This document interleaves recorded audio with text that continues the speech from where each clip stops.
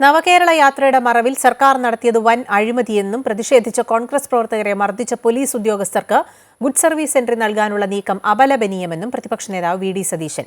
എന്നാൽ പ്രതിപക്ഷ ആരോപണം ബാലിശമെന്നും നിയമ സംവിധാനങ്ങൾ അടക്കം ഉപയോഗിച്ച് അഴിമതി അന്വേഷിക്കാൻ പ്രതിപക്ഷ നേതാവ് ശ്രമിക്കണമെന്നും തിരിച്ചടിച്ച് മന്ത്രി വി ശിവൻകുട്ടി രംഗത്തെത്തി.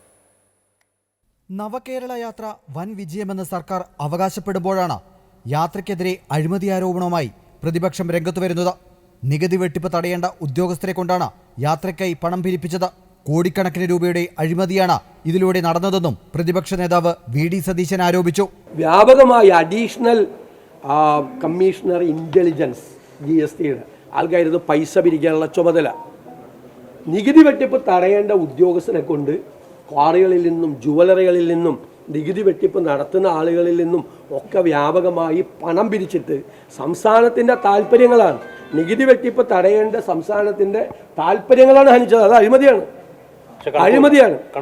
ഒരു കണക്കുമില്ല. എവിടെ ചെലവാക്കിയെന്ന് ഒരു കണക്കുമില്ല. കേരളീയത്തിൻ്റെ കണക്കുമില്ല, ഈ കണക്കുമില്ല.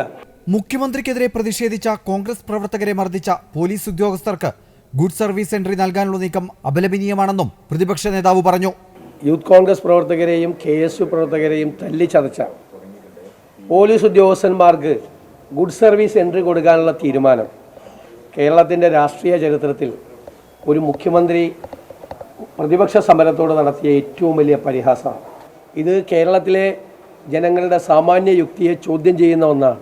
സമരങ്ങളിലൂടെ വളർന്നു വന്നതാണ് കമ്മ്യൂണിസ്റ്റ് പാർട്ടി എന്ന് പറയുന്ന ആ കമ്മ്യൂണിസ്റ്റ് പാർട്ടിയുടെ നേതാവിന് സമരങ്ങളോടുള്ള അസഹിഷ്ണുതയും അതിനോടുള്ള വെറുപ്പുമാണ് ഇപ്പോൾ ഇതിലൂടെ പ്രകടമാകുന്നത്. എന്നാൽ പ്രതിപക്ഷ ആരോപണത്തെ സർക്കാർ തള്ളുകയാണ്. അഴിമതി ആരോപിക്കുന്നവർ നിലവിലെ സംവിധാനം ഉപയോഗിച്ച് അന്വേഷണത്തിന് ആവശ്യപ്പെടണമെന്ന് മന്ത്രി വി ശിവൻകുട്ടി പറഞ്ഞു. അഴിമതി എന്തെങ്കിലും നടന്നിട്ടുണ്ടെങ്കിൽ പിന്നെ അദ്ദേഹത്തിന് എന്തെല്ലാം സംവിധാനങ്ങളുണ്ട്, ആ സംവിധാനങ്ങൾ മുഴുവൻ പ്രയോജനപ്പെടുത്തിക്കൊണ്ട് പരാതി കൊടുക്കട്ടെ.